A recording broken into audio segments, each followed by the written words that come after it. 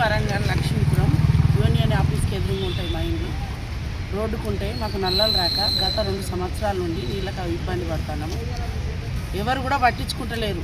మాకు నల్లలు అత్తలేవని కార్పొరేటర్కు, మన మంత్రి సురేఖకు అందరికీ చెప్తూనే ఉన్నాము. ఎవరు పట్టించుకుంటలేరు. మున్సిపాలిటీ ఆఫీస్కి వచ్చి చెప్పినాము, ఎవరు పట్టించుకుంటలేరు. మాకు నల్లలు వచ్చేటట్టు చేయమని పెద్దలందరినీ కోరుకుంటున్నాం.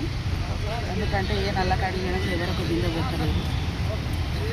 ఈ ట్యాంక్ వస్తుంది, అది 4 రోజులకు ఒకసారి, వారానికి ఒకసారి వస్తుంది. ఆ నీళ్ళు ఎత్తుకోకపోతలేదు.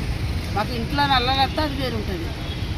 ఈ బయట నల్లలకు అడిగిపోతే ఏం సరిపోతుందో లేకపోతే పొద్దున లెక్క పనులు చేసుకోవాలి. కూలి పనులు చేసుకొని బతికేవాళ్ళం మేము.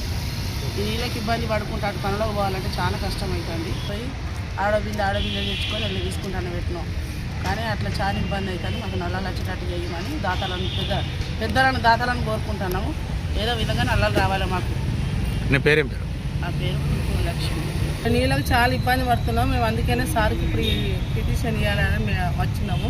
కాబట్టి మమ్మల్ని అందరూ మీరు కొనసాగు దయచేసి మాకు వాటర్ కావాలి. రేవంత్ రెడ్డి సార్ కూడా మమ్మల్ని కొంచెం వాటర్ గురించి ప్రాబ్లం తీర్చాలి.